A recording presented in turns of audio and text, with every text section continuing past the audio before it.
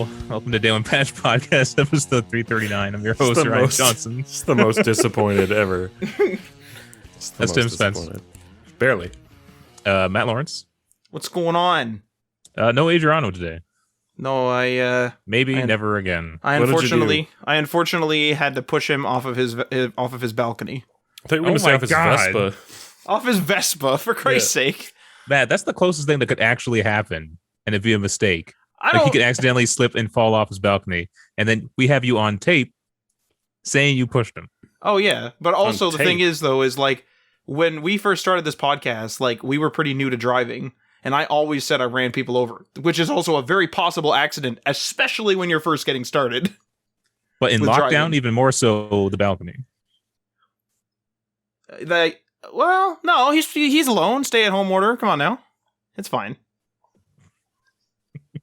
All right, some of our top stories this week include Matt, Stargate, Timekeepers announced. Oh, man. Yeah. What's Stargate? Get out of this chat. It's a whole deal, Tim. It's a whole deal. We got some news from Jeff Keighley's Twitter, which is kind of a funny source, but I know it was recorded elsewhere too, but he talked about how video games are evolving and changing. So I'll just leave you on that for a bit. They've never done that before. We also got some clarifications from Ubisoft on some of those same stories that Jeff Keighley was talking about. Stadia is alive and well, apparently, with over 100 new games launching this year. Also, Sony is trying to get the PlayStation 5 production ramped up over the summer. And on top of that, they also revealed that they're working on 25 new PS5 games, and half of those are new IPs. So that's pretty exciting. And then we got the ongoing Epic v. Apple court case going on here. And we're learning more and more details, like Epic reportedly offering Sony $200 million for PC ports of PlayStation games. And that Epic made $50 million from one set of Fortnite skins. So that's where we're headed. But first, what is new with you, Matt Lawrence? Me? Yeah, Tim's eating. Yeah, I know. I'm just being a jerk. This week, kind of getting back into not back into, but kind of getting into the Outriders, but into like the endgame stuff. So looked up a build this week, and then we played with our buddy Alex maybe 3 times ish. One really long play session at least, and then a couple other shorter ones, and we've all sort of like finally hit that stride. So what I mean by that is normally with an RPG, you kind of like just build your build according to how the story is progressing with its difficulty and how your performance is. But that rarely, if ever, results in like an end game ready character, especially in an RPG like this. So you kind of have to look up a build or figure one out or whatever and farm gear. So we're all kind of at that level now. We all kind of have a build and we have good gear, and like, you know, all of us are still tweaking and making things better and want more loot and etc. But we're able to hold our own. We were really, really struggling on anything above challenge tier like 6, really, like challenge tier 6 and above. Like we were doing 6 not that well. Now we're doing 10s, and we're up to 11. So that's pretty nice. I got a really good gun for my build, at least as far as I know, last night, called the Juggler. So that was pretty exciting. We were working toward that for a while. So that's pretty good. I have to tweak it a little bit more. But I understand the game mechanics a lot better now since I looked up the build. So I'm able to sort of tweak the build according to how I want it to play without just following a template, which is really nice. Because the game is, once you get it, it's pretty simplistic, although there are complexities with like, oh, this, and then this, and then this, and then that does this. And it's like, you know, if I apply armor to myself, I also like do more damage to them, but that also heals me, like stuff, little intricacies like that. So those type of things kind of had to be shown to me. And then once I kind of figured that out, kind of got my brain in the groove. And you actually, Ryan, you got all new gear last night, and you're starting to kick ass too. Although I bought all my new gear. That's fine. That's why the vendors are there, man. Because the thing is, in this game, is how I've understood it is, the build I have right now is good up to like challenge tier 11 or 12 or 10 or something like that, within those 3. And then I kind of have to change my build, but my build relies on like higher level, like legendary things. And the higher tier you can play at, the more chance of getting legendary and better gear. So therefore, it's just like it's just the natural progression of things, right? So there's like we're in the end game, and then there's like an end game that I'm preparing for. So that's kind of where I'm heading toward. But yeah, we're all kicking ass. Alex is kicking ass. We're all kicking ass. We used to be like one-sided a little bit. Like you guys used to do all the damage, and I would do like nothing. And then I looked up the build, and then I started doing all the damage, and then you guys were doing not that much in comparison. And then we all just sort of like balanced out. We all sort of figured our builds out, and all sort of got our strides going. And now we're like almost equal damage across all three of us whenever we play, which is like super good to see. And we're ripping through it, so that's pretty fun. So that's been fun. I've also been doing some Pokemon Snap, actually. So I got that as a birthday gift this year, and got it for Switch, obviously, the only thing it's available on, as far as I know. And it's super fun. So I played the original Pokemon Snap on N64, and I also played it on the Wii Virtual Console, I believe it was called. And pretty fun, but it was a game where I remembered playing it way back in the day, like on the N64 days. And it was definitely on a friend's N64. It wasn't even on mine. I don't even remember whose it was. But then when I went to go play it on Virtual Console, I didn't play it much. So I remembered having fun with Pokemon Snap, but I just really don't really remember any of the mechanics, short of obviously just riding on rails and taking pictures. So this one's super good. Now, I don't know how many commonalities or how many differences there are now, but what I really like about this one is that there's a leveling system, which I don't believe, like I said, I don't know, it's foggy, whether it was present in the older game. But what's cool about the leveling system is you get your research level up, and as you get your research level up, the Pokemon in that arena, in that area, they treat you differently. So I watched the IGN review before I received it, and basically what it was there's the first, I believe it's the first map, but there's a Pichu and some other Pokemon, I don't know the names that well. And basically, like, they are very skittish, very, like, apprehensive of you. But as you keep raising your research level and sort of, like, familiarizing yourself with the park and stuff, they actually greet you. So you can get a really cool picture of them, like, doing an interaction, and they're, like, posed well, and you can get a good picture that way. So that's really cool. There's also cool. It's something to strive for, and apparently you can get, like, different ways for the Pokemon to do stuff. So right now I have this, like, scan tool that will, like, scan the area, and I can scan, like, little anomalies in the area and stuff. That also makes like a noise, and some Pokemon will react to that, whether positive or negatively, for your picture. So that's kind of cool. And then in the IGN review, they were sort of like throwing fruit at them and throwing something else at the Pokemon as well to get them to react. I haven't gotten that yet, but so I can see this already going places. And again, I don't know how many of these type of features were in the first game, but I like messing around with the photo mode. There's like, you can, obviously you're taking pictures, but then you can actually re-snap a photo, which is super cool. So you take a photo, let's say I'll just do one that I actually did. So I took a picture of a Swanna or whatever the hell. And then it was like flying, and it was nighttime. So it was glowing. So I get like, all these points because it's glowing and it's flying and whatever. But I did it like a centered shot because it is better as far as I am aware so far, because I'm still new. For rating, but it would look better aesthetically to me when I save the photo if the swan was sort of like coming in from the side, and you can actually go in and like get all your points and do all that stuff, and then go into this like little thing, and you can actually reshoot the picture. So it takes the still, it's sort of like it's almost like it's a raw photo, and I'm able to go in there and I'm able to like move the photo around and like change how my angle was, and change, like, it's pretty cool. And then after that, you can save it to the system. You can do some other stuff, and I think you can actually even edit more stuff. You can add pictures, or you can add stickers on there and stuff. So that's been pretty cool.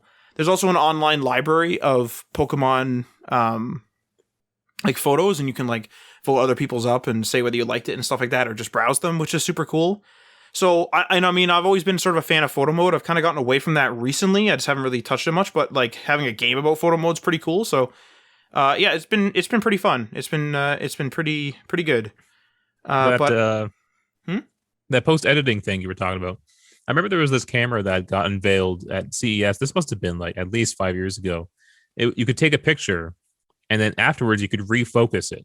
So let's say you were focused on the person in the background, not the foreground, right? Mm-hmm. You could actually go into the software and change the focus. I always thought that was kind of cool, but it never seemed to really take off. I'm pretty sure my cell phone, if you take a picture in the like portrait mode. Oh yeah, you can like adjust it. you can adjust the focus afterwards, which is But just not like what's in focus though, right? well, the way that it works is like I think it takes 2 photos and saves it as like the whole file. Mm-hmm.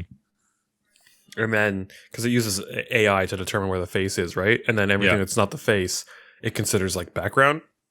And basically, when you move the slider, all you're doing is changing whether it's like just the face in focus or everything. Right.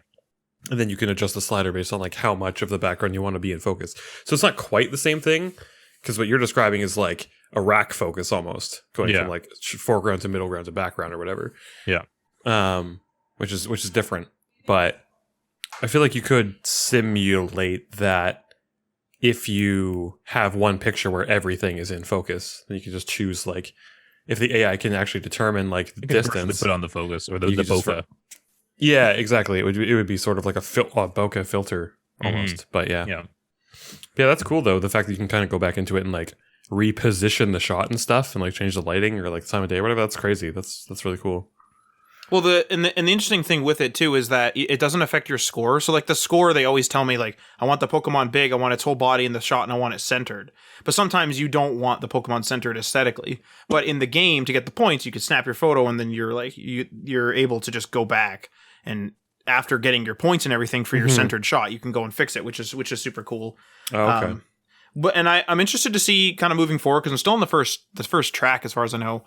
But I'm interested to see like what the sort of replayability is, like whether it's going to become super repetitive if I'm like at the top level. Is like the Pichu in that always going to greet me? Is it a random chance? I don't know. Stuff like that. But I mean, also at that point I might just have beaten the game. So yeah, see that's cool too, because like that's one thing that they always mentioned in like in the main series games. It's like, oh, you have to have more badges or your Pokemon won't respect you or whatever. And they like tried to kind of reflect that in the show, where like Ash trained up Charizard, and then Charizard didn't listen to him because he didn't have enough badges or whatever. Like Pokemon, for whatever reason, choose to change their opinion of a person depending on how many little shiny pieces of plastic they arbitrarily have or don't have. Handmade like, pieces of plastic. Doesn't really make sense that the Pokemon determine worth through something that's arbitrarily decided upon by humans, but that's beside the point. But it's never really felt to me in the games that like that was ever reflected.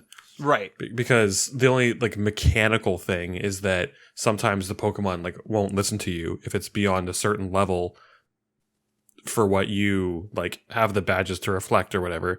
But like you have to do some serious grinding to get a Pokemon beyond the level of whatever like badge respect level you would have at that point in the game. So it was kind of a non-issue. So it felt like it was something that they were trying to like have mechanically or like in the story, but it just never came up. So that's really interesting that they finally done something with it in Snap that like seems to actually have like gameplay like not consequences, but like actual gameplay changes. Whereas like if they don't respect you or they're afraid of you or they don't, et cetera, they don't trust you, then you get different kinds of photos, right? They'll go and hide when they see you. But then if you have a higher score or whatever, then they'll be like, oh, like this person like is a good photographer. We know them. Like I'll go up to them because I trust them. I've seen them a lot, kind of thing. And then you can get different like picture opportunities. That's really cool. I wish they would do more stuff like that in the Pokemon games. And the thing is, too, is like when you aim your camera at the Pokemon, it'll tell you like what Pokemon it's taking a photo of. Like, hey, it's like this is a Pichu, this is whatever. And what I liked about it too is like when I first unlocked like the scanner, for example, I went through this area and it'll tell you like, hey, there's something new in this area you should scan. There's like a little icon shows up. So I did a scan and there was a hoot in the tree, which is an owl, but I'm at the daytime. So I took a picture of it, but a what? It's a hoot, not an owl. Well, whatever. Anyway, it's effectively an owl. Anyway, a figurative owl. But anyway, I like saw it in the tree, but like it was clearly asleep. So I literally just took a picture of its ass to get like it in the Pokedex. And then the next mission in the story was like, hey, let's do a night mission. And so I do a night mission, and now the hoot is like out and about. And I like did the little scan thing because I was like, oh, there he is. Maybe I need to scan him again. So I did the scan. I didn't need to scan him again, but the noise made him do an interaction, and I got a really good picture of him. like looking right at me. So like that's super cool. And the game is like, I don't know what it is, but some people say it's like stressful in a way because it's like, Jesus, I missed that swan on or whatever, right? Like you're always looking around. I find it like super peaceful. Like I don't care. Like I'll just redo it again. I don't know. It's fun. If you're a person that likes photo mode, like Pokemon, the new Pokemon Snap is really good. And I don't think you needed to have played the original. I've heard people say that too, where you need to have a connection to the original. I do loosely, but I would say that if you like Pokemon, you like photo modes, that's it's worth it for sure. I like it. Yeah, I never actually thought about that because you go friggin' nuts for photo mode in games these days, and like I never would have thought like if someone had said, "Do you think Matt will ever play Pokemon Snap?" For me, it would be like a maybe, but I wouldn't think so. But it's interesting that you like it so much, and it makes sense to me. But yeah, it's just kind of funny. Yeah, it's getting me back into photo mode too. Because the last like I'm not gonna take photos in Morrowind. To be blunt, there's no photo mode, and I was there to beat the damn thing. And I can't even remember the last game I really played that had a photo mode. Ghost of Tsushima. That's it. Yeah, that was probably the last one, and I went overboard. Like it delayed, like it literally delayed and interrupted my gameplay to a point where I was like, okay, I'm not taking photos. Like I'm doing a couple missions. Like this is getting out of control. So that's kind of why I've been like off of it. But maybe this will put me back on the kick. We'll see. Tim, what's new with you? In the last week, I started and finished Mario Odyssey. Oh. Which was good. Well, finished like the story, like we got to credits kind of thing. But there is a post game to Mario Odyssey, which I would think that some might even argue is the vast majority of the game is actually like post game, but only in the sense that like you can get all of the moons that are like possible to get in the game at that point. And then there's a couple other features that open up as well, like the Luigi's Balloon World kind of thing, which wasn't in the base game originally, but was added in as like a free update maybe a month after the game came out, which is basically just like an online mode where you talk to Luigi in a level, and then he gives you a balloon, and then you have, I think, up to like 30 seconds or whatever to like run and hide it somewhere. But if you run and hide it somewhere that only takes you like 15 seconds to get to, then you can like hit like hide or whatever, and then it gives... It marks that balloon at that location with that much time to get there. So then that gets uploaded to like the server online, and then other people can see your balloon and try to go get there in the same amount of time. And then if they do, they like get a coin reward for it. So it's kind of an interesting way to like see how good you are at platforming in that game, because there's a lot of like really crazy stuff that you can do with like really precise platforming in certain levels to like get someplace you might not think you could even get to, let alone in like the span of 15 seconds. But yeah, it's cool. It's really interesting. And it's just an absolute fun, like blast of a game. I forgot how much I enjoyed that game. It was just such a really great week to play through it again and just get to go to all the levels and see all the characters. And that game just keeps surprising with game mechanics. It just kind of keeps throwing new things at you, and they're not overly complicated. Like it's typically things that you can kind of understand the gimmick in like 10 seconds, and then you're like, okay, this is what you do with it. Now how can we like push this? So largely it comes in the way of like different types of creatures or like enemies you can just capture with your cap, and then you get like a new, like that one ability that character can do, and that's it. But then it's like, how can I now navigate this level with this new like movement type of thing? So I think they do a really, really good job with it. And if you haven't played Mario Odyssey on the Switch, I mean, like, if you like Mario games or like even just 3D platformers in general, like it's possibly one of the best ones ever. It's so good.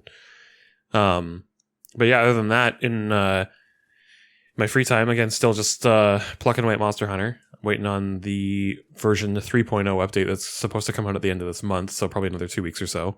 I played with the like Switch axe and for the most part when I started playing, and then I switched over to Insect Glaive, and then I promptly spent like 60 hours just playing Insect Glaive, and now I've kind of switched over to the bow, and it's just like you're a little bit squishier because you're using a ranged weapon, and melee weapons have a little bit more like defense than ranged weapons do. from physical attacks anyway. And I'm definitely like getting knocked out more because I'm still like wanting to get up close to the monster, and then I get hit by attacks that do more damage than I'm used to, and then I get knocked out. But it's just a glass cannon though. Like if you build your abilities right for the bow, it's just constant damage and like surprising amounts as well. So it's a lot of fun. It's very like quick movement style, which is just like the Insectlave, and you kind of like get to do a lot of verticality to it as well. So that's also fun. I really like the changes that they made for bow in Rise, but that's largely been it as far as gaming goes for me in the last week. Where are you at in the game? So like there's like I can't remember the hunting levels, but there's like the different stars. Like, are you quote unquote done the story, or like?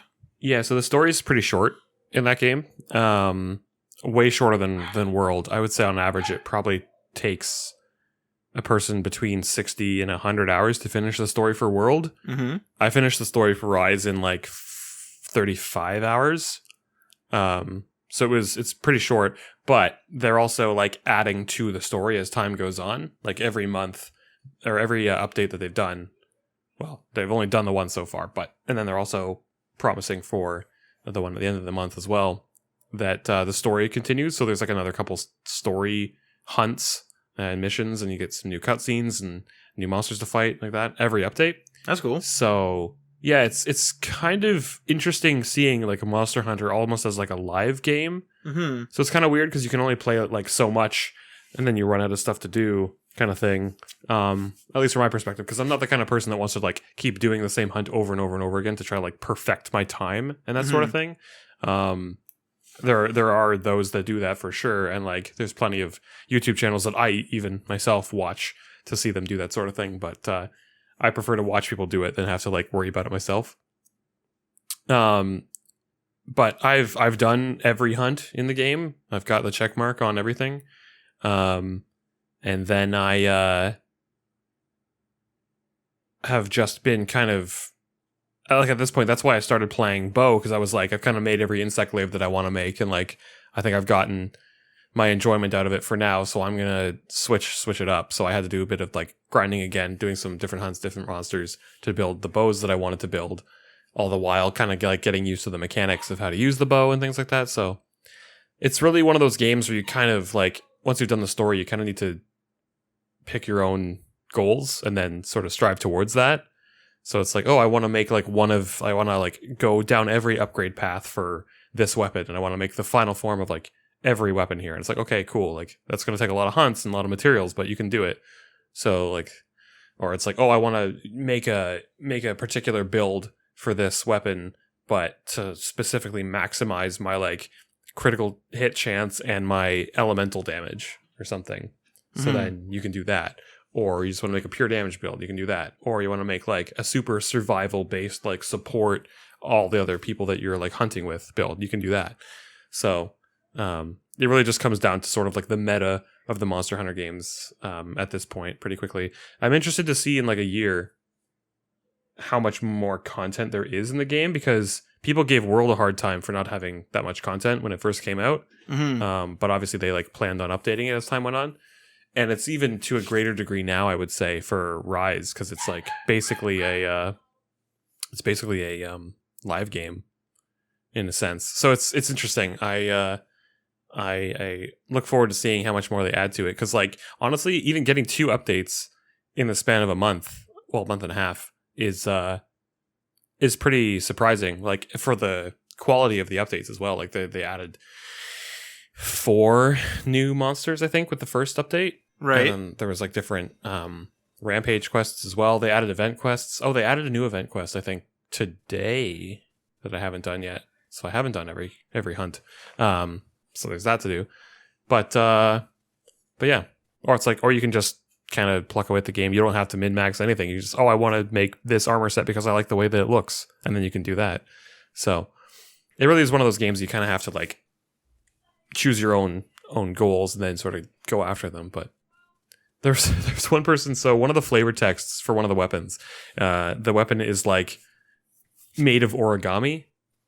And it sort of looks like that classic like origami paper crane.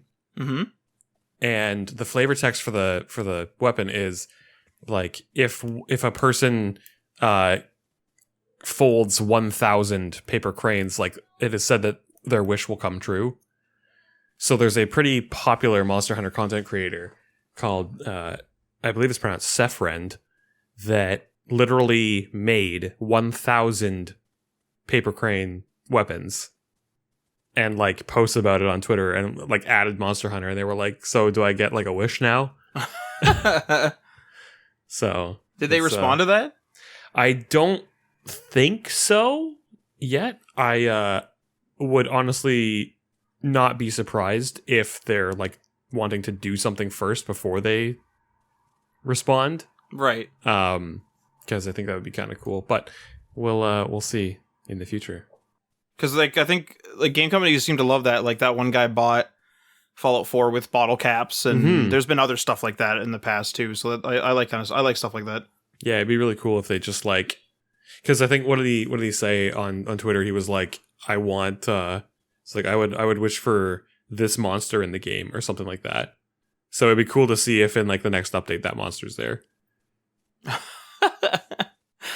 That'd be pretty good. How you said that they promised the 2 updates? Is there because like Fallout 76 is obviously a different game, but it does give you about a year-ish of like roadmap. Is there like a big roadmap or anything like that they have planned, or they have out or anything? There is a roadmap. So the last video that they did, like showing off things. So the free title update that came out on April 28th was adding 5 new monsters. Actually, 3 new monsters, and then Apex versions of 4 existing monsters that were already in the game. So they're basically just like harder versions of the existing monsters with new moves and stuff. They added layered armor, and they unlocked your hunter rank cap. So they made it just go straight to it. Originally, the game was locked at hunter rank 8. When that update came out, they unlocked it to 999. And then said that version 3.0 update would be coming out end of May. So, and then also said that there will be a PC release for Monster Hunter Rise as well, coming early 2022, which I don't think anybody was like really expecting. Because it's not often a game comes out on Switch and PC. But yeah, it's interesting. And then I'm pretty sure they mentioned something about update 3.0. No, all they've said is that there will be several new monsters and a new ending to the story. Sweet. Which I mean, not that the story has like ended, but it's, I think what they mean to say is like a continuation of the story. So yeah, looking forward to May 28th. That game is always too like because I played World quite a bit, and like I always kind of figured that game was like just ripe for being a games as a service game, and it kind of really wasn't.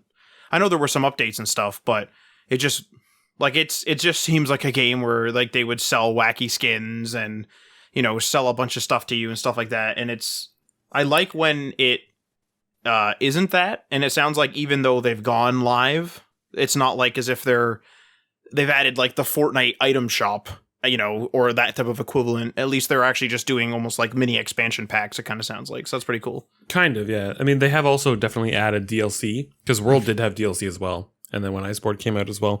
But Rise, from the get-go, from day one, has had little DLC things you can buy, whether it's like different stickers to communicate with people on hunts, or whether it's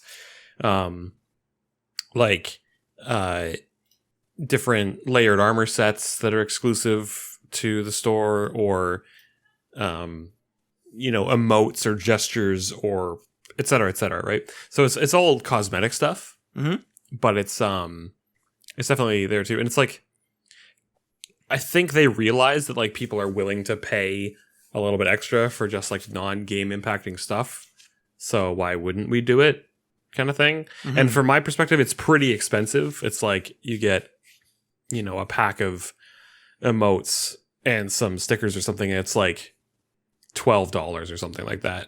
And like that's a lot for just like some gestures that for the most part people aren't even going to use when they're playing online anyway. Like I never see other players like use gestures at all.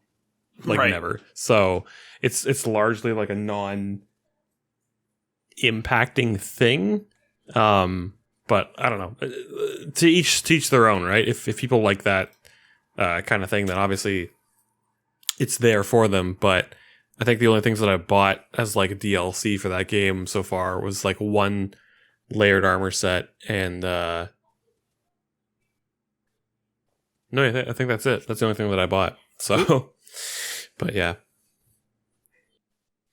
As for myself, I was doing the Outriders with Matt.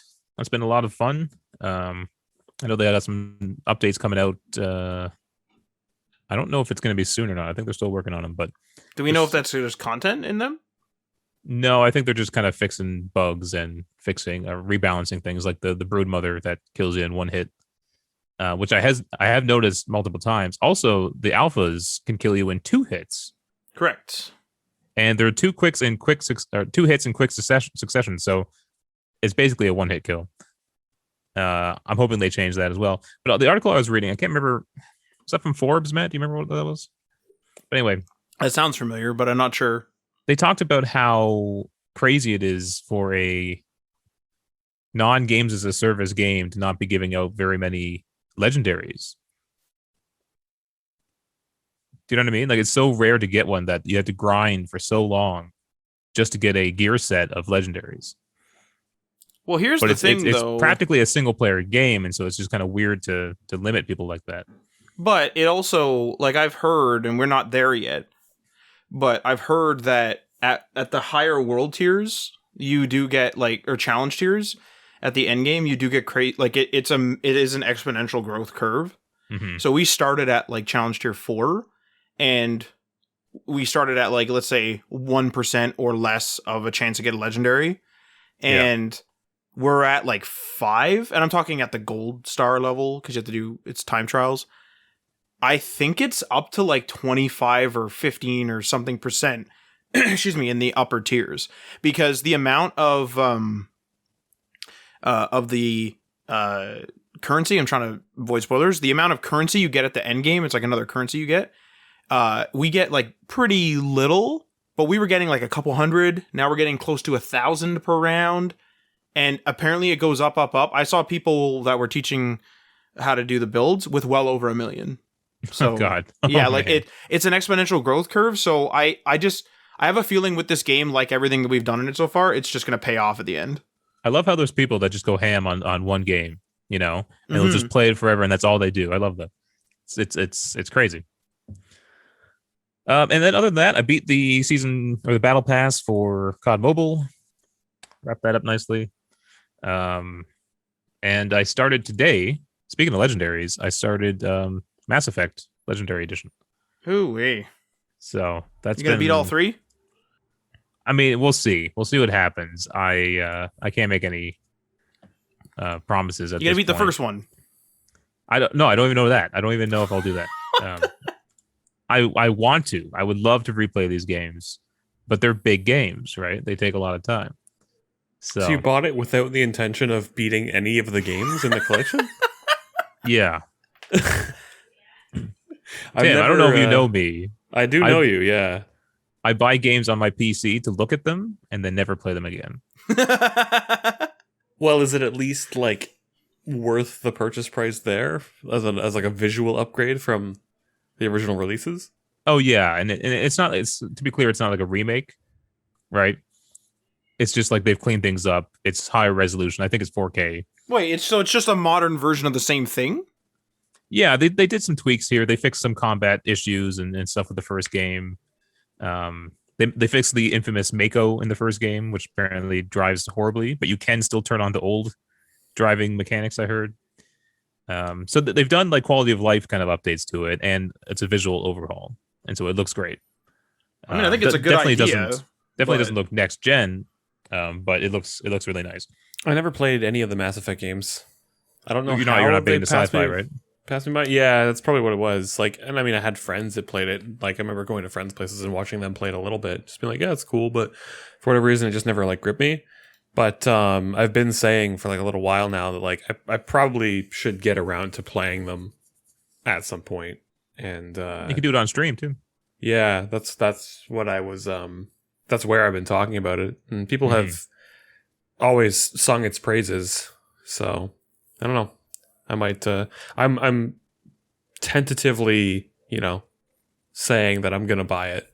Yeah. But we'll see. It's funny too because like the game's not like terribly old. Like it's still in a recent memory for me. Well, the first one came out in 2008, though, right? Yeah, but going back and playing it, it feels so awkward. Like the dialogue is very awkward, and the pacing and the lack of like sound effects in certain areas, and really, yeah, it seems a lot older than my memory had me visualize it. So would you say that the first Mass Effect has not aged very well then? No, I think it holds up. Like I think a like a younger gamer today could play it and not really have too many complaints, right? But it's a bit shooting is horrible. Yeah, it's a bit clunky. But the first game is my favorite of the trilogy. I know a lot of people say two, but the first game just has the atmosphere, it has the vibe. I love the soundtrack on it. It seems like it had a more focused vision, and the next one kind of blew up into more of a bigger action-y title. Right. Yeah, I mean, you got to think as well, like, different people get different things out of games, right? Like, they enjoy the experience for different reasons. And the average gamer now is very different than the average gamer in 2008, right? So yeah. There might be people... Like, back in 2008, it would be absurd to buy a game just to look at the visuals and never beat it. But now, right, like, there are definitely a decent number of people that would say they could probably fall into that category, right? And that would say, like, oh, yeah, I bought this game because I like the way it looks. Or they, like, even, like, for Breath of the Wild, as an example, like, people are still playing that game just to, like, wander around the world, not to achieve any objectives. Just to wander around, look at the different environments, find some Koroks, that sort of thing. Not everybody wants to, be the hero and save the day. Sometimes people just want to like hang out in the world. Was he about to say something and then his connection the games died? I buy on PC are usually. Can you hear me? You're really delayed, Ryan, so your internet's dying. No, it's fine. Can you hear me? Is it fine? You can't tell me it's fine. Hello? Can you hear me at least? I can hear you now. Okay. The games I buy on PC are usually games I've played already, like Horizon Zero Dawn. I already played that on PS4, right? Played the whole thing, beat the campaign, and so when it came out on PC, it's just like, oh, here's a visual upgrade that we're doing. It's PC, we're going to be pumping up all these different visuals. I just wanted to look at that, and so I bought it. And then downloaded it, played the first few missions. Oh, this is nice. See if my PC can run it. And then that was it. And that I got enjoyment out of that. You know what I mean? It's a weird quirk, but I liked it. Yeah, I don't know. I mean, if you have the money to spend, it's yours to spend, right? And like, if that's the enjoyment that you get out of it, then that's a valid purchase. And like, it's going to be different for a person who's played the game on its original platform versus on a more modern platform, and sometimes you just want to compare the differences and that sort of thing. And like, you also run a gaming podcast, so you can talk about those certain things, right? It's also, a means to an end in certain respects. Yeah, and I also want to encourage Sony bringing their titles to other platforms, and so I feel like kind of almost voting with your wallet type of situation. Yeah, I mean, I've been a big fan of a lot of the major Sony titles for a long time now, and I would always love to have options when it comes to platform. Other than that, that's good. That's all I got. So let's hop into the stories. Matt, you're going to be excited for this first story. Oh, yeah. Stargate Timekeepers has been announced. So this is from Comicbook. Hard West and Phantom Doctrine developer Creative Forge Games has announced that it is developing Stargate Timekeepers, a new PC strategy video game based on the popular Stargate franchise that picks up after the events of Stargate SG-1 Season 7. Was that the final season, Matt? No, Season 10 is the final season. Oh, wow. Okay, so they're doing after Season 7. Oh yeah, so rather than continue the previous main plot, the video game will diverge from there to tell a brand new story set in the same universe. The video game is being made in collaboration with Metro-Goldwyn-Mayer and will be published by Slytherin, one of the houses of Hogwarts, apparently. God. As part of the announcement, the first teaser trailer for the upcoming Stargate video game was released. It doesn't feature anything in the way of gameplay, but it does have a Stargate slowly locking coordinates into place before activating, which is basically the most important aspect of the franchise to show off. Okay. So Matt, what do you hope to see from this? If I'm being totally honest, anything. Stargate's had like a really bad past with video games. It's had a failed MMO called Stargate Worlds. It's had a few apps that have come out, which I played the demo of and were pretty good on iPad. I actually played one of them at your house, Tim, and they had like the real voices, like Richard Dean Anderson and stuff. And I think I only had the demo then, I think. And then I went to go buy it, and the game was unavailable like months later because they pulled it. Stargate Unleashed, and then there was a couple other ones as well, a couple other apps. Maybe they were under the Unleashed title, I'm not sure. And then there was a shooter that came out called Stargate Resistance, which I believe was like a preview, not a preview of Stargate Worlds, but it was maybe the same company or something. I can't remember from memory, but I played the crap out of that actually, and it was just sort of like just like generic shooter. And I did actually look it up like not too long ago, and people on Reddit like got the servers back up and running or something, and like you can play it, or at least last time I checked, which was like 2 years ago, you could still like play it on like this private server or something. I don't really remember, but Stargate's kind of had a bad video game past, and like for a series. Yeah, it's just one of those things where like nobody seems to know what the fuck to do with it.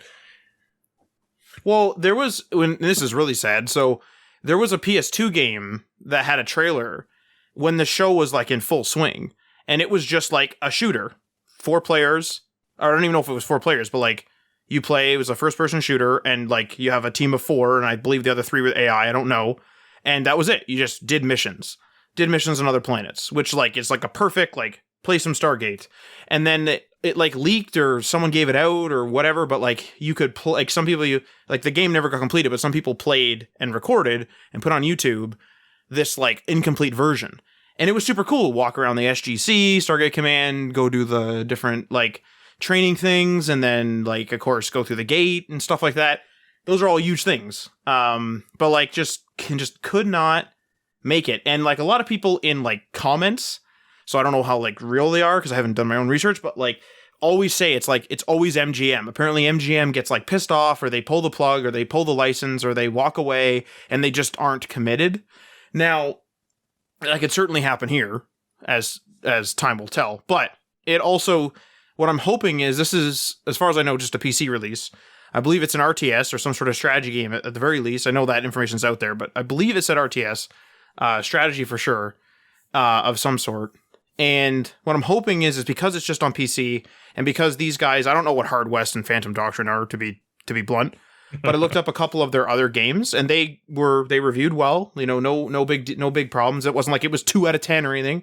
A couple of them were, you know, high 7s, not 8, 9, depending on who you were talking to, out of 10. So like the other 2 games I looked at, one was a Starship Troopers game actually, and another one was a Warhammer 40k game.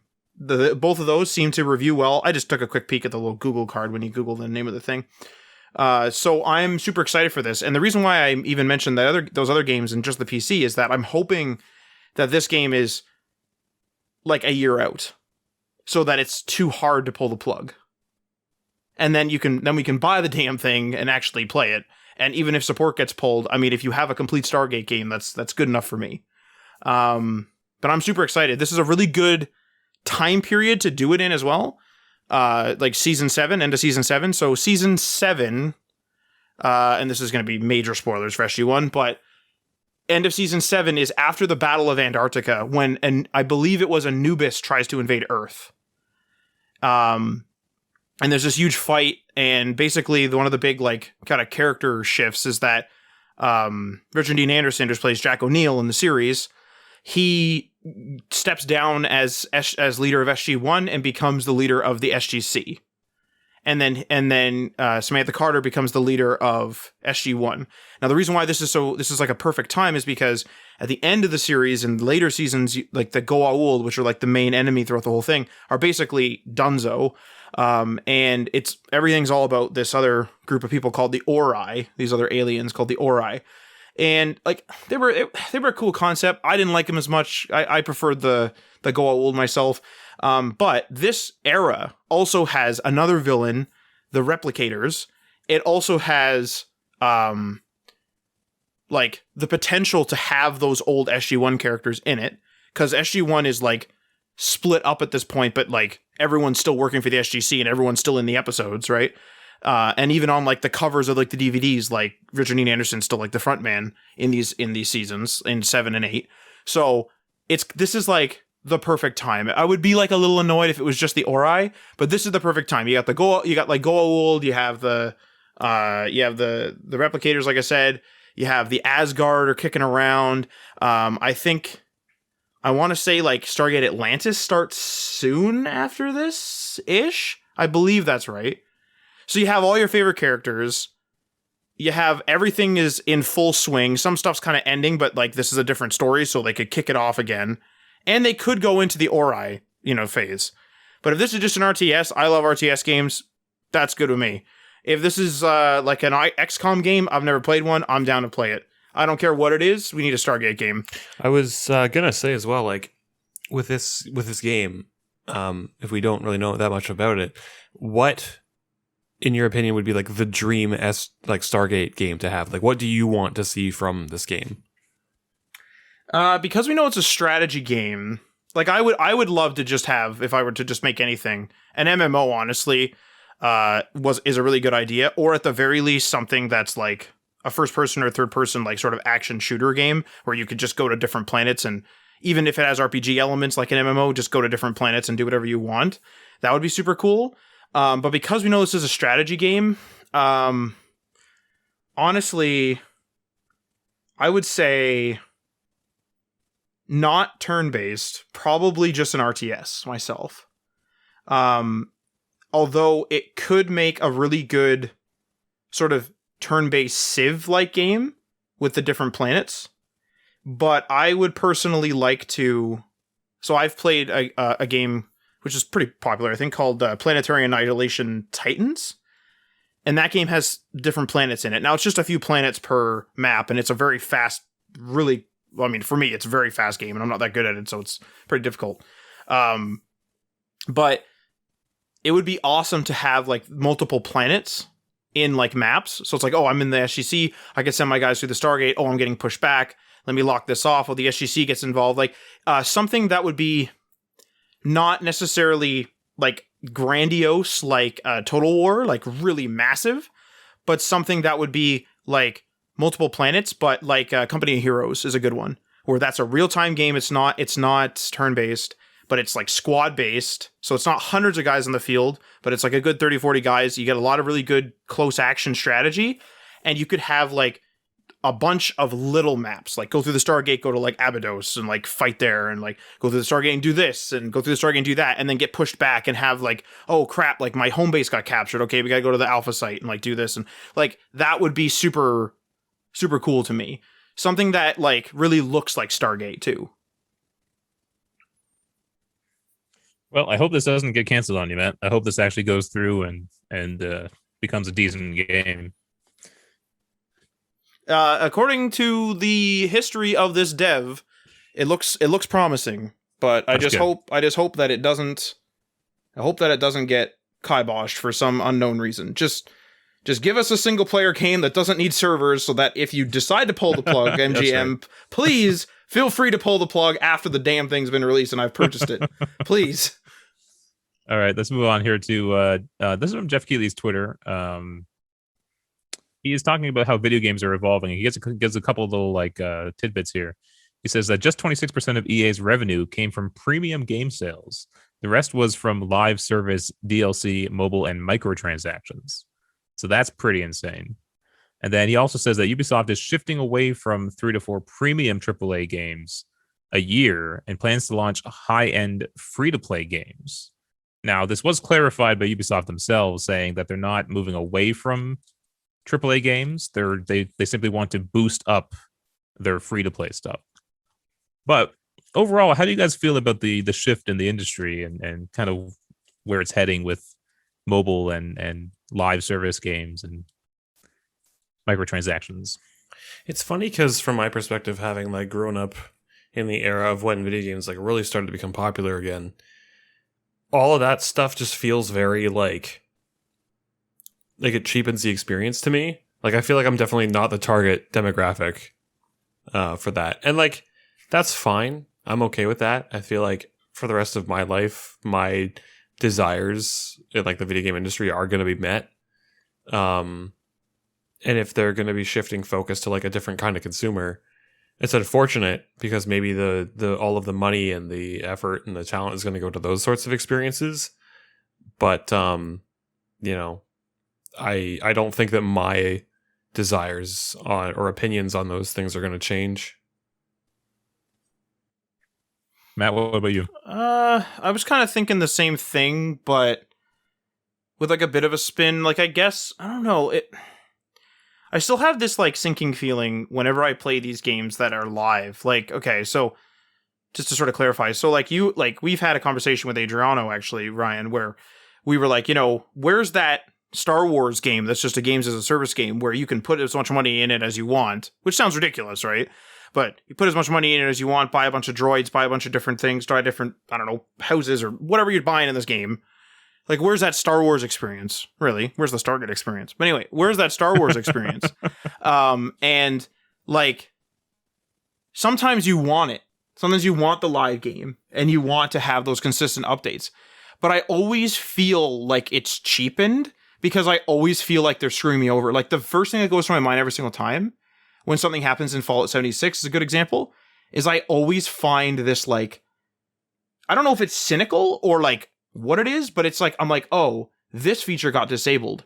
They're trying to make us play longer. Like, I always, like, weed it around all these features in my head around the game, and I end up with this conclusion of they're trying to make us play longer. Now, that might be true in some cases, it might not be. These could just be changes that they're like, hey, this is a bug, I'm going to change this. Hey, this wasn't intended, I'm going to change this. And it ends up that it just so happens to make people play longer. I don't know. But it's just, when it's something that has, like, money at the table all the time, it feels cheaper. Outriders, good example. Brand new game, pretty well. And that game is, like, really rewarding. I didn't buy anything. The only thing I could buy is, like, the pre-order bonus, I think, if I wanted, and it's just some visual stuff as far as I know. And I didn't do that. And there's no stores in my face other than stores where it's like, hey, you have to earn this currency in game. Like, go get some money. Like, whatever. That game is super rewarding. Love building the builds. There's no store. There's nothing being shoved in my face. Everything is just, hey, I earned this win. I earned this build. I earned this gear. The Division is, like, very similar. Like, they do have stuff you can purchase, but the Division feels very sort of genuine like that. And so what I'm going to say is I actually like a live game if they're able to capture that genuine feeling of something like Outriders, but exactly like how Division did it, where there are premium things to purchase if I'm a person that's a mega fan and constantly want to play it, but I'm also not being pushed into things. So I'm actually earning my wins and earning my gear and earning the stuff I'm getting and not just paying for it. That's just my 2 cents. Like, I'm fine with the live stuff, but only if it feels genuine. You kind of stop feeling like a customer and you just start feeling like a bank account at a certain point. Yeah, right? That's correct. They're shoving it in your face constantly saying you got to buy all this stuff, or you don't have to, obviously, it's up to you, but you kind of feel like you're missing out or something. Especially like in something like Fortnite, when you launch in, if you still had that original skin on, you feel like an idiot. Everyone's like jumping around in their crazy outfits and stuff, and you kind of get this outsider kind of feel with it. For me, with that sort of thing, I always love that. I love being the default skin in a game that's like 5 years old, because I'm like, yeah, I'm the fucking different one now. Right. I'm different because I'm default. Like, I would love doing that in Gears of War, like playing that game like 5 years after it came out, and I'm just using like the generic like gear character, just the cog character, just like Yeah. or like the default Marcus or whatever. Like, I don't give a fuck. Like they modeled these characters like super well. Why wouldn't I want to use them? Just because I unlocked ones later for like leveling up and stuff. I'm not here for the fucking like bragging and being like, oh look, I got 1,000 headshots across my entire like time playing, so I unlock this like Locust Sniper. Like I don't care. I'll use the default one. I'll be proud to do it. I'm not one for gloating, but I do like challenges like that. I like having the skins that are like just challenge based. I hate when it's like, remember Tim, the Rise, where people were like, I'm literally in like a little like a tunic that looks like a freaking like a diaper, gladiator sash on, yeah, and then someone comes in like I'm level like 6 or 10 or God knows, and then some guy comes in, he's level 1 and he's a full gladiator. Yeah, he's in full gold armor or something, and I'm like, yeah, well, he paid for that. Like he definitely paid for that. Yeah, 1,000,000%. Man, what a good game though. Fuck, I wish Rise had more focus on the multiplayer. That gladiator like arena mode was so fucking cool. It was good. Yeah, it was really good. That was really cool. Yeah, and like don't get me wrong, I love challenges like that, and I love unlocking unlockables in games and stuff. And I wish that they would do things again where they would tie unlockables in the game to achievements, because that's something that Gears did back in the day that was fucking awesome. I think Gears 3 might have been the last one to do it, where like you have to get certain achievements, and that gives you certain like aesthetics for your guns or certain characters to play and stuff like.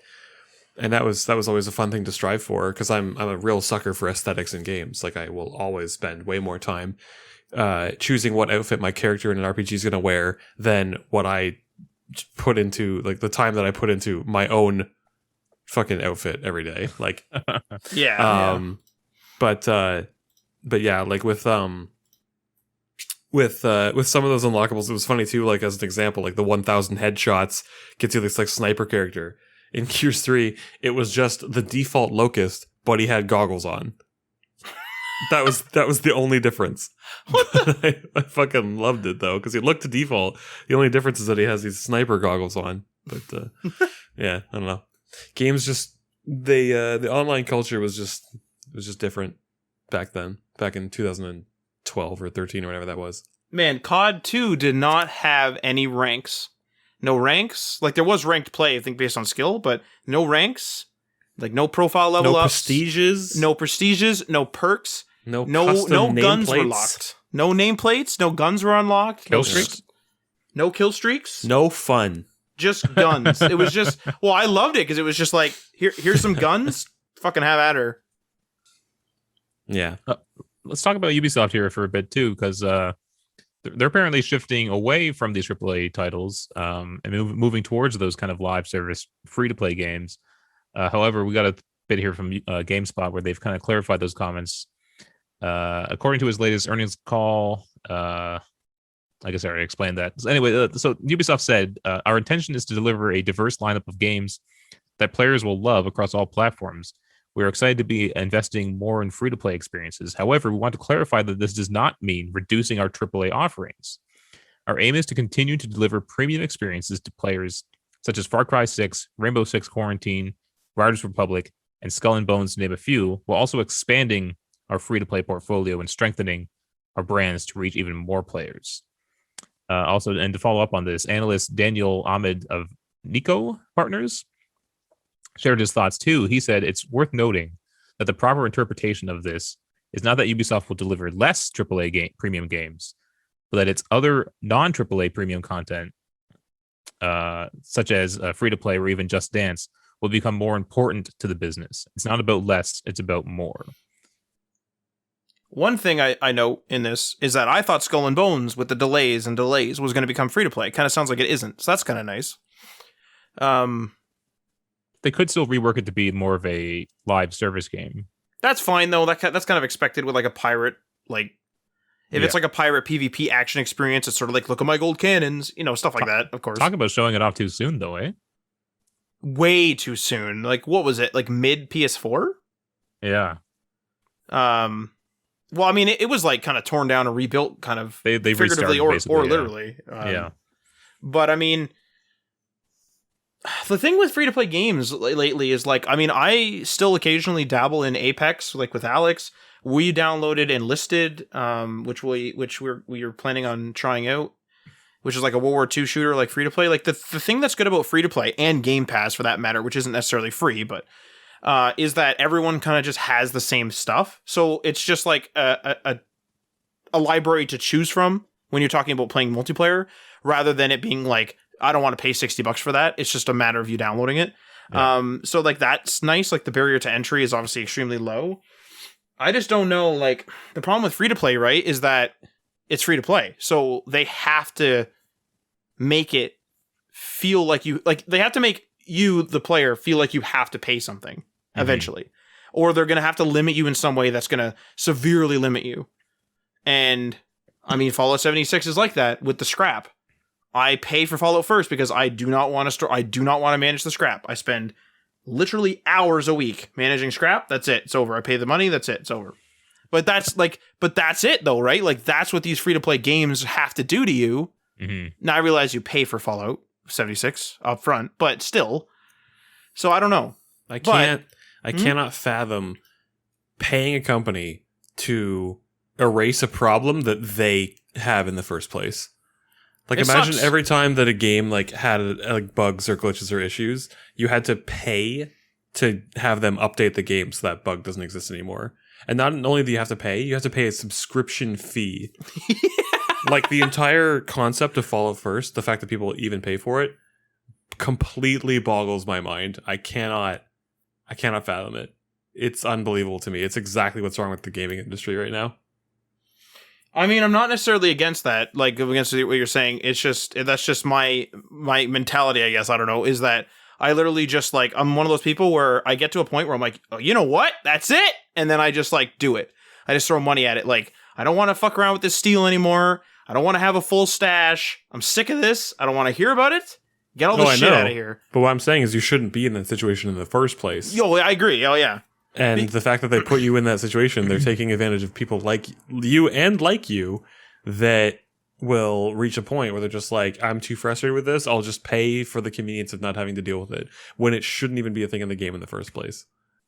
You know what's sad too is, go ahead, Matt. Well, I was just going to say the worst thing is that our stash like has grown so slowly. And remember how they said like, at some point, and I don't follow all the things, so maybe there's been some changes in between this, but at some point they said something along the lines of, we can't have an unlimited stash or a too big of a stash or else the servers will crash. And now there's an unlimited scrap box, which is only for junk, which like, it's like, you know what I mean? Like, it's sort of like, okay, maybe junk's different, like in technically, but they could have given that to us.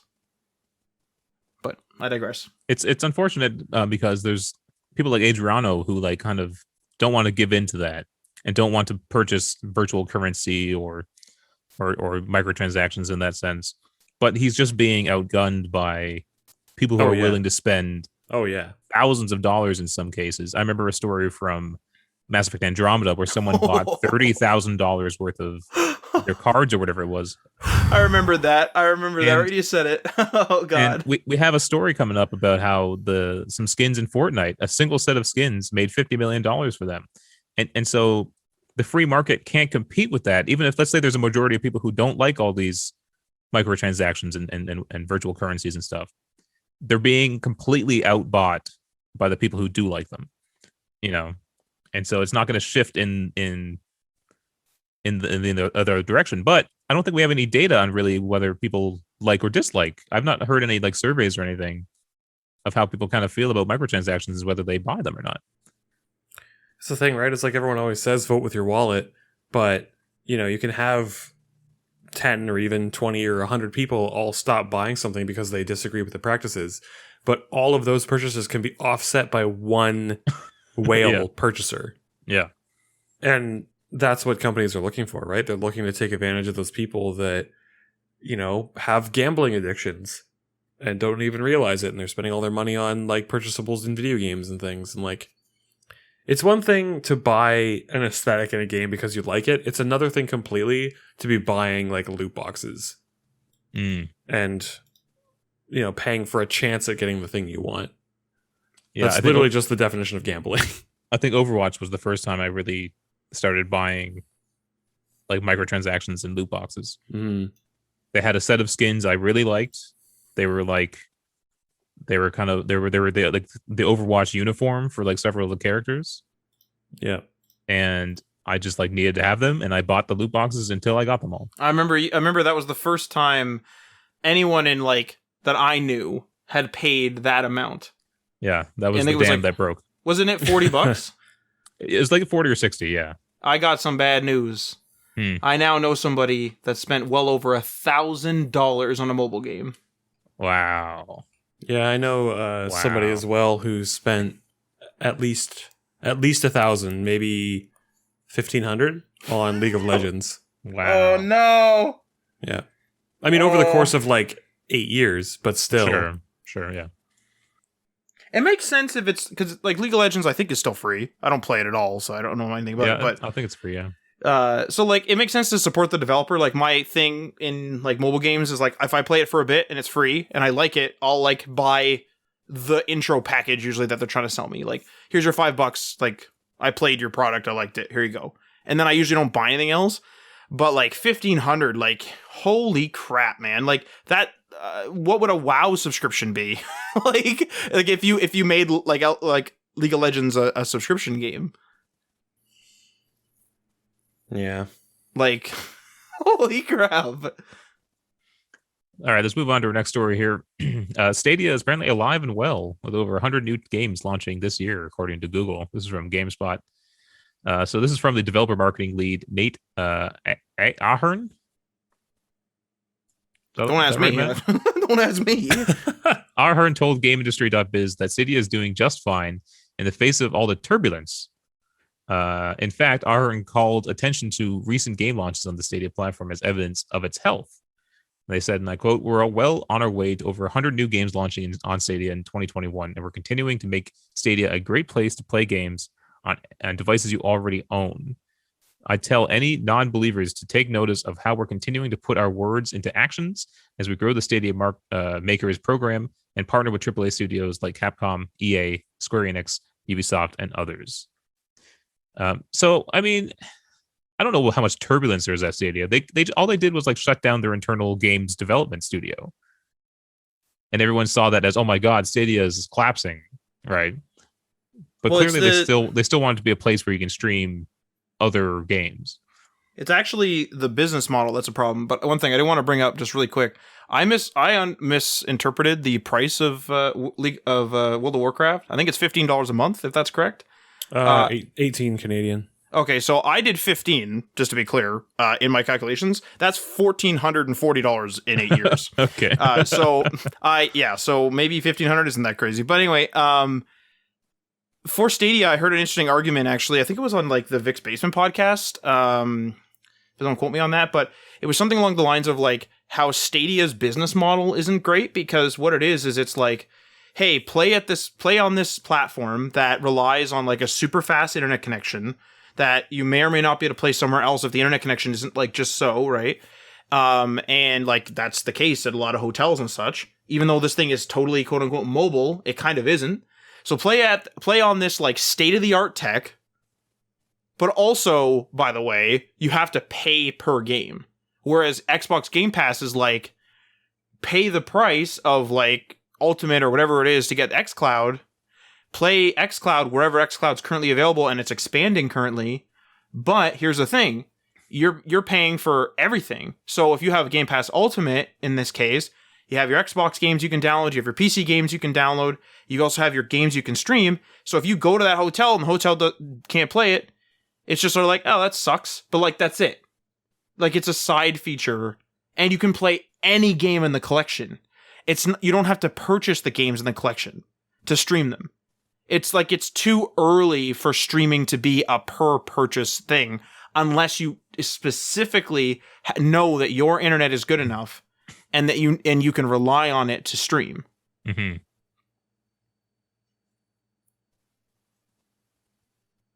Yeah, I guess the only way they have a trial thing, right? Or no? Well, they gave, when we signed up, we got like for having YouTube Premium or something. We signed up. We got 30 days of. They sent us like a free Stadia Pro or whatever it was. Yeah, I was gonna say, and then they gave us Stadia Pro for like 30 days or something. But is there normally a trial? I didn't even use it. I don't know if there's a trial. But even if you were to trial run it yourself, not for free, but you pay for 1 month, yeah, you get your Stadia Pro games, but it's still not the whole collection. Mhm. So it's sort of like Steam, but more limited. Like on Steam, like I have a gaming laptop, so if I go to a hotel and I bring the gaming laptop with me, as long as it's still functioning, I can play my game there. But if you go to a hotel with your quote unquote, like, really mobile Stadia, because it's just a controller kind of, and you like bring your iPad or whatever you're going to use Stadia on, and then you try to use it and the internet sucks, that's it. It's over. There's no chance, Yeah. I'm still now. I remember me and Adriana were kind of like saying that streaming was the future.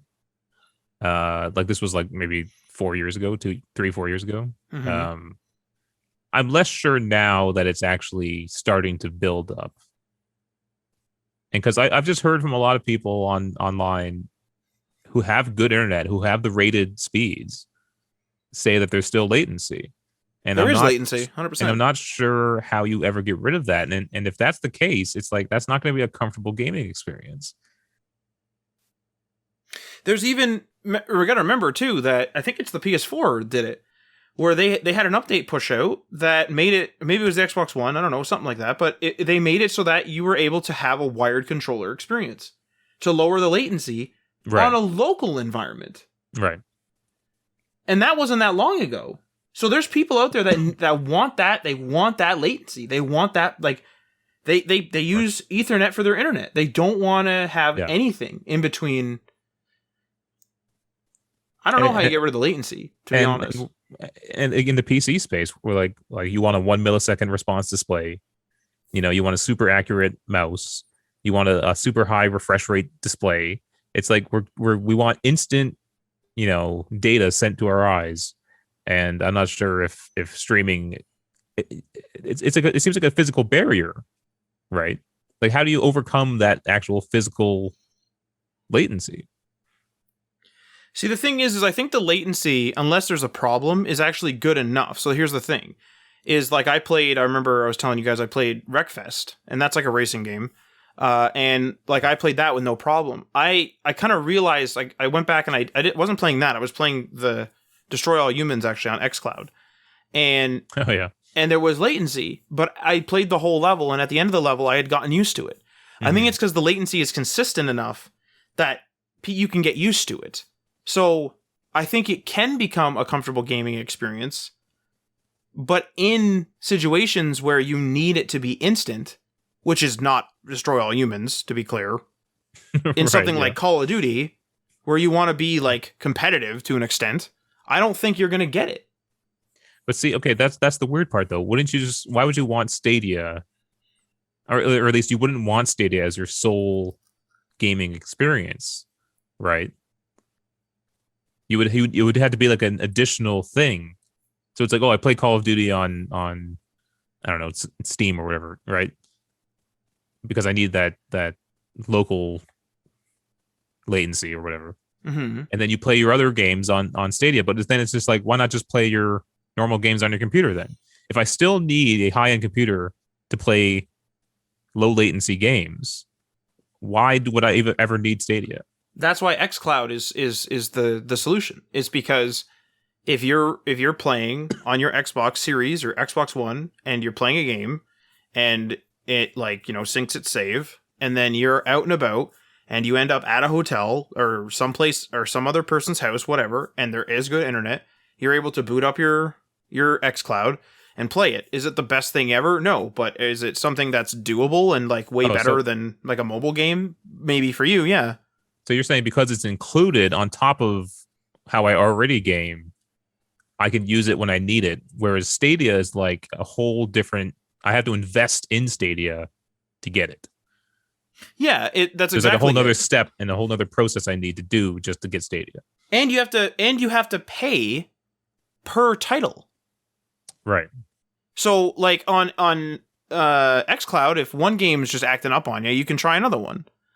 And if it doesn't work, then oh well, that sucks. But you have like all the conclusion. Like one of the jokes that goes around our social group is Microsoft has my credit card, and every time they get a subscription, they just tell me how much to pay, and I say yes. It's kind of true because I just buy everything Microsoft does. But the reason why I do that is because I use their stuff so much. And it is absolutely true. You pay for Game Pass Ultimate, or at least in my case, you pay for Game Pass Ultimate. You don't worry about anything. I go on my phone. I tell it to download something to my Xbox, and it goes over there. I have a little clip for one of my controllers. I can play it on my phone.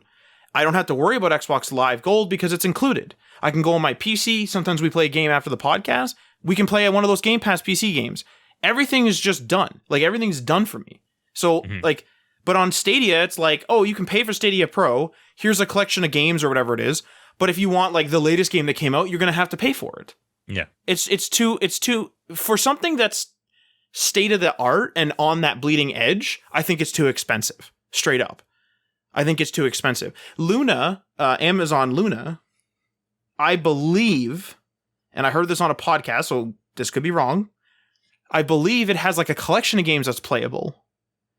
And then the rest of them I think you have to pay for. I'm not 100% on that. Well, that's kind of what Stadia Pro is, right? But isn't there a handful of games that you get with Stadia Pro and then do you need to claim them, like get Xbox games for gold though? I'm not sure. I think we did when we signed up for that free trial. So like there's the one thing, right? So you have to be present. So you have to keep up the subscription. Whereas it's a harder sell for sure. If Luna, and we haven't checked, but if Luna, when you sign up, gives you a collection of games, that's a step in the right direction, I think. Mm-hmm. All right. Next story here. Sony boss Jim Ryan says that PlayStation 5 production is ramping up over the summer. This is from GameSpot.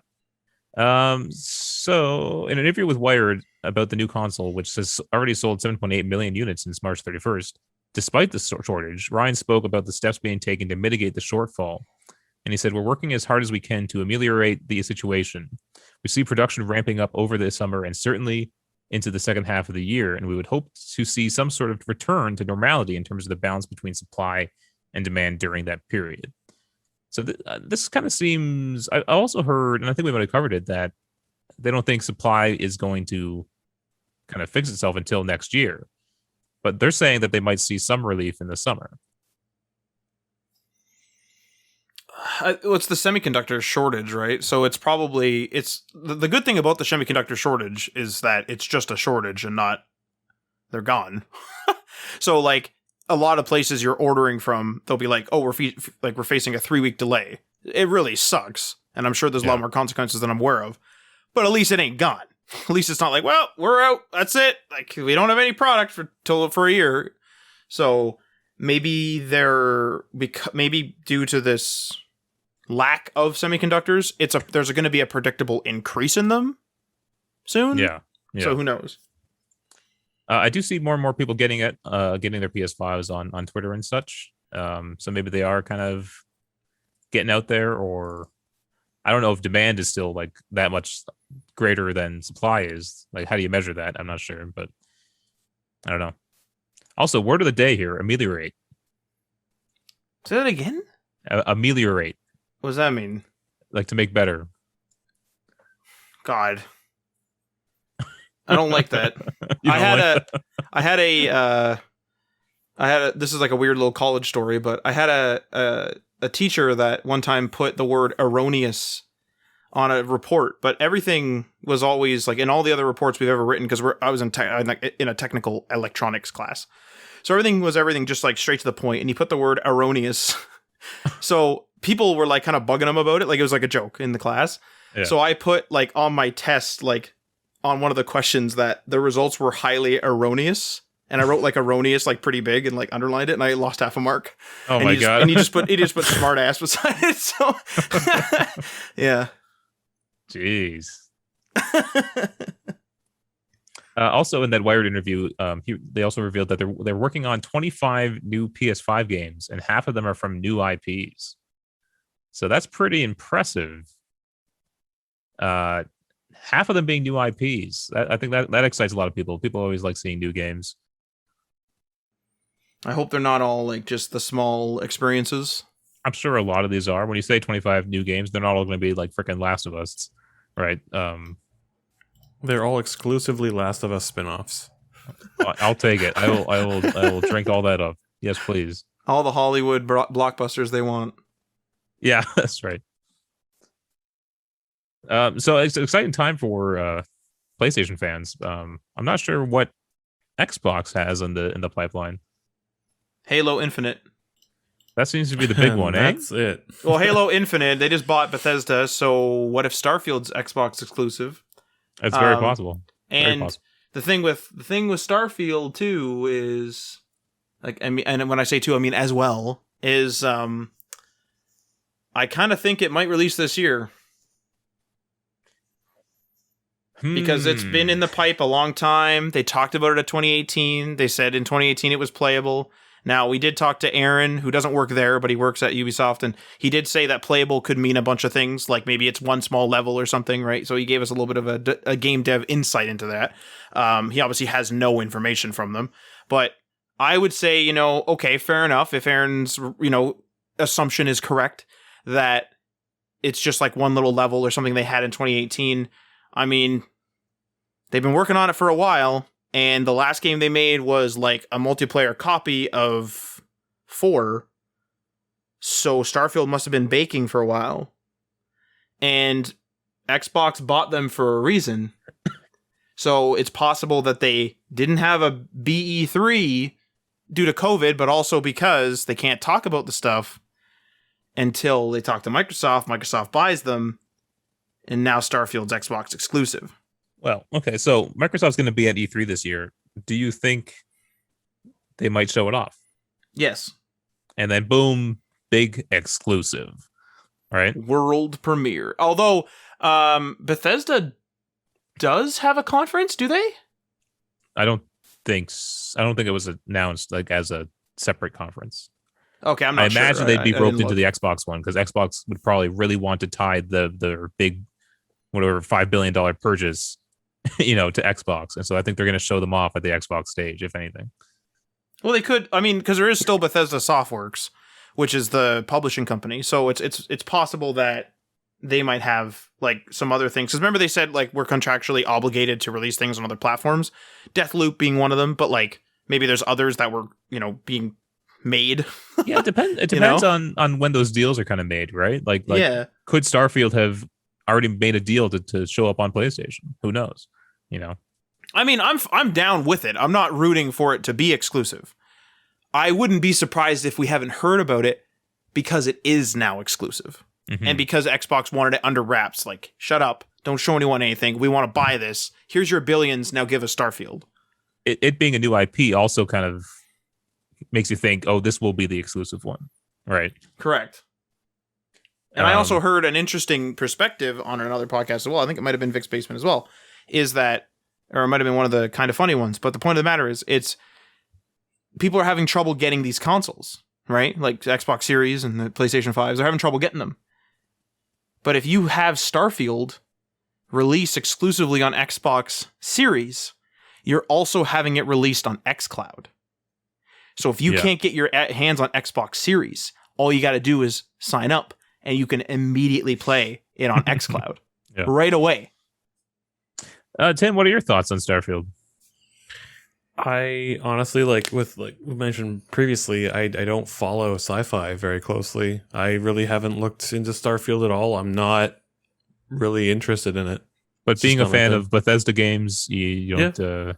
There's no little peak of interest there. Even did it.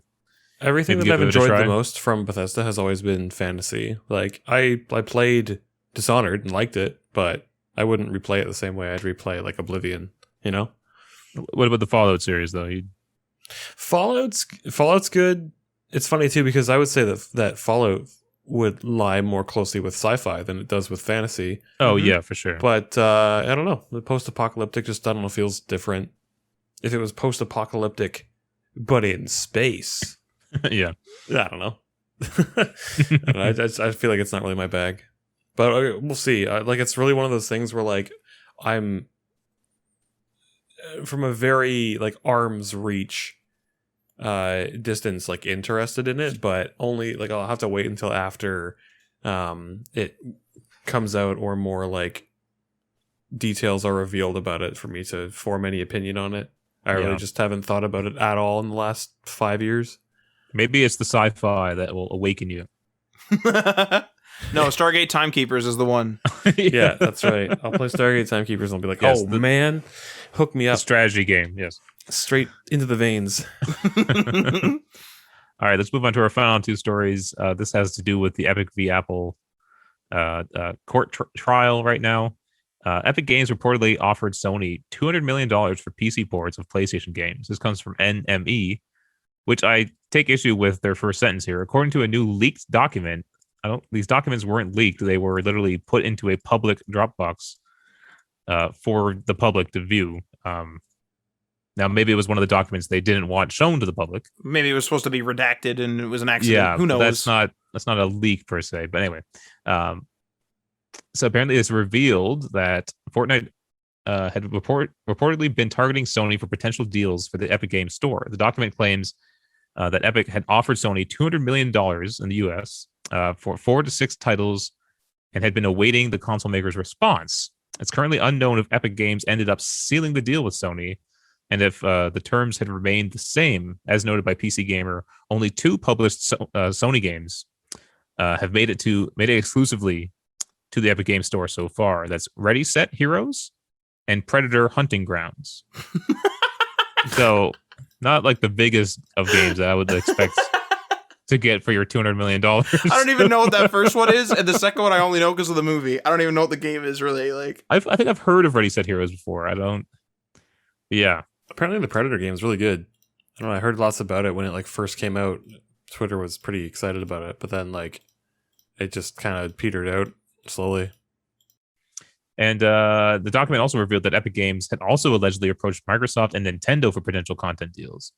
It stated that the leader of Microsoft's PC Game Pass subscription service was against what Epic was offering and claimed that the tech giant was also effectively bidding against us for content. Interesting strategy, trying to get these console makers who are kind of whose whole business is exclusivity, trying to get people to their side to try to get them onto your platform. I mean, it sounds like there's lots of money that changes hands that we don't hear about. I know, like, there's this case, and then there's also the other case of the crossplay, where Epic was like paying Sony, I think.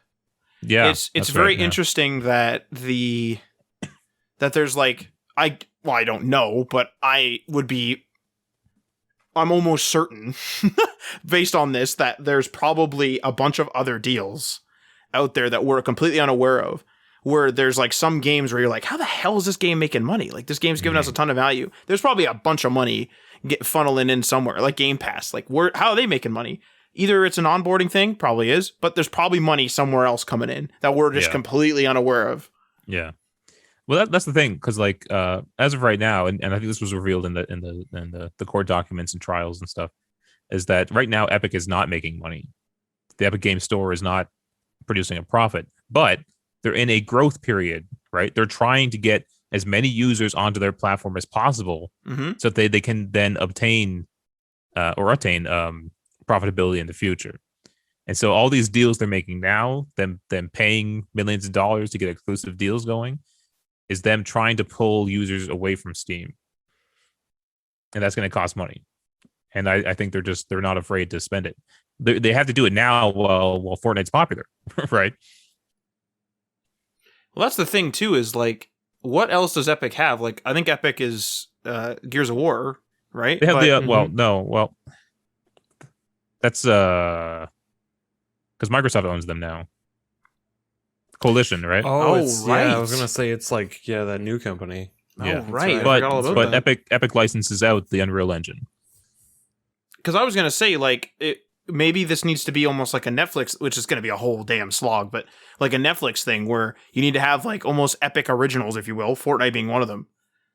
Maybe they need to pull people toward the Epic Game Store to the point where the money makers are like you were talking about games making $1 billion, like mobile games. Like, maybe they need to make like another, like, I know Fortnite makes a bunch, but another really killer game like that, and that would help them push the Epic Game Store more. And like, it's the only place to get Fortnite and whatever hypothetical game we're talking about. Mm-hmm. Also, it was also revealed that Epic, speaking of skins in Fortnite, they made $50 million from one set of skins. This comes from Forbes. Spotted by Protocol's Nick Stat, Epic revealed that it sold 3.3 million NFL branded skins during their run in November and December. Those skins were 1,500 V-Bucks each, about $15 if you're not accounting for bundles. So that's around $50 million from a single set of skins. That deal encompassed all of the NFL teams where you could choose your favorites to represent, though no actual real-life players were featured. However, if we know that that third place NFL is $50 million, and they're talking about a chart where it showed like what franchise made the most money, and they said that those lines are anywhere close to accurate in general. We know that Star Wars made just over that, and Marvel is close to double that. So Marvel is making like $100 million for them in terms of skins. I mean, I wonder how much like something like a clothing company makes off of like one set of clothing. It's not much different. Like the reach of Fortnite is, international, short of bans in certain countries or whatever. But like, I mean, it's hard not to devalue digital goods though, because they seem more fake because they're just ones and zeros on your computer somewhere. Mm-hmm. And not a physical, tangible thing you can hold in your hands, right? It's changing, though, with, like, NFTs and stuff. I mean, like, obviously this is a huge success story. Not all of us can do this, because, like, Fortnite has a huge platform, NFL is a huge platform, put them together, here you go. But, yeah, I think it's honestly the reach, because if you really think about it, like, if a website, like, charges $2 for a membership, and there's only 2,400, members, you're thinking, oh, it's a tiny website. Well, that's a lot of money. Like that's, $4,800 in a month, $2 times 2,400. I mean, so like it really like the power of like the reach of stuff, and Fortnite and NFL certainly has reach. They can make some damn money. So, I mean, for some reason this sounds weird, but like it's totally expected. I don't know. Weird. Well, yeah, it just ties back to what we're talking about, how people will pay a ton of money and just outbid kind of the average player who's not buying anything. Yeah, I only bought the donkey laugh, I think. If that's not what it's called, but that's what Marty and I call it. And I bought the Uncle Pete, which is the tomato guy, and then Marty bought the other guy, the Durr Burger. And then we used to drive around in the golf carts around. So like that, I got my damn money's worth out of that. I also bought the John Wick. Actually, but wasn't that part of the battle pass or no? So that's the caricature of John Wick, and then there's the official movie John Wick. Yeah. So I bought that just because I had the caricature, but I do actually prefer the caricature. But. That's right. We played Fortnite before they had actual franchises join them. That's true, actually. Oh, I have the Quinjet as my freaking. My parachute. Look at this. Let's go back to Fortnite. That's it. I have it installed, man. Oh my god! If you want to play it, I still got that battle pass because I bought those Lara Croft skins. What a thing to say! I still have it installed is one thing, and then second is I still have the battle pass. You freaking battle paid pass for is the still battle. going. So if you want to play it, let me know. Oh my god! All right, that's all we got. Tim, plug yourself. Excuse me. plug your Twitch. Yeah, if you're into Mario Odyssey, I think I'm gonna be doing some post game beginning of this week. So if that's your thing, you just want some place to hang out. A lot of the people in my chat are giving feedback, saying it's just something nice to have on in the background while I'm working away in the day. So if that sounds like something you need in your life, twitch.tv/ yeah, that figures. Nice. Matt, what's ours? What? Got me off guard here. Twitch.tv/ Day One Patch Media for all the Sea of Thieves action you could possibly want. Yeah, but don't watch ours. Go watch Tim's. This is great. What? You'll have a good time there. Go watch our TikTok. There's funny videos on there. We have a TikTok? That I maintain, yeah. Oh, for God's sake. And it's Day One Patch Media, so go follow that. Okay. We'll see you guys next time. Peace!